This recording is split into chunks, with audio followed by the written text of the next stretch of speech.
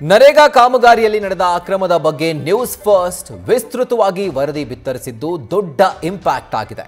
ಅಕ್ರಮ ಸಾಬೀತಾದ ಹಿನ್ನೆಲೆಯಲ್ಲಿ ಗ್ರಾಮ ಪಂಚಾಯತ್ ಪಿಡಿಒಗೆ 11 ಲಕ್ಷ ಹಣವನ್ನ ದಂಡದ ರೂಪದಲ್ಲಿ ಹಿಂದಿರುಗಿಸುವಂತೆ ಜಿಲ್ಲಾ ಪಂಚಾಯತ್ ಓಂಬಡ್ಸ್ಮನ್ ಆದೇಶಿಸಿದ್ದಾರೆ. ಚಿಕ್ಕಮಗಳೂರಿನ ಕಡೂರು ತಾಲೂಕಿನ ಬಳ್ಳಿನೂರು ಗ್ರಾಮ ಪಂಚಾಯತ್ನಲ್ಲಿ ಲಕ್ಷಾಂತರ ರೂಪಾಯಿ ದುರ್ಬಳಕೆ ಮಾಡಿದಂಥ ಬಗ್ಗೆ ಶಶಿಧರನವರು ದೂರು ಕೊಟ್ಟಿದ್ರು. ಬಾವಿಕಲ್ಗಿರಿ ರಸ್ತೆ ಕಾಮಗಾರಿ ಮಾಡದೇ ಇದ್ರೂ ಕೂಡ ಕಾಮಗಾರಿ ಮುಗಿದಿದೆ ಅಂತ ನಕಲಿ ಬಿಲ್ಲನ್ನ ಸೃಷ್ಟಿ ಮಾಡಿದ್ರು. ಅದೇ ಹಲವು ಕಾಮಗಾರಿಗಳಲ್ಲಿ ಭಾರಿ ಅಕ್ರಮ ನಡೆದಿದ್ದು ಕೂಡ ಬೆಳಕಿಗೆ ಬಂದಿದೆ.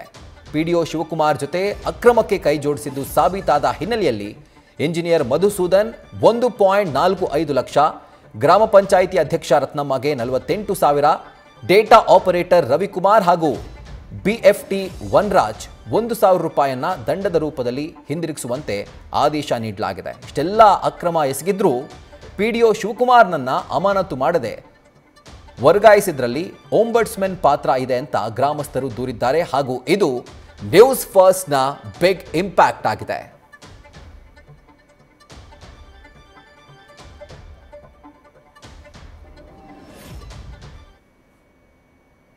ಬೀರೂರು ಹೋಬಳಿ ಬಳ್ಳಿನೂರು ಗ್ರಾಮ ಪಂಚಾಯತಿಯ ಮಾಜಿ ಪ್ರಭಾರಿ ಅಧ್ಯಕ್ಷರು, ಉಪಾಧ್ಯಕ್ಷರು, ಮೆಂಬರ್ ಆಗಿ ನಾನು ಕೆಲಸ ಮಾಡಿದ್ದೀನಿ.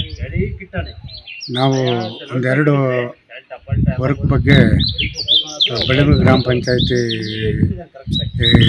ಕಾಮಗಾರಿ ಅಂತೇಳಿ CS ಓಂಬಡ್ಸ್ಮನ್ರಿಗೆ ಕಂಪ್ಲೇಂಟ್ ಕೊಟ್ಟಿದ್ದು. ನ್ಯೂಸ್ ಫಸ್ಟ್ ನಿರ್ಭೀತಿಯಿಂದ ನಿಮ್ಮ ಪರವಾಗಿ.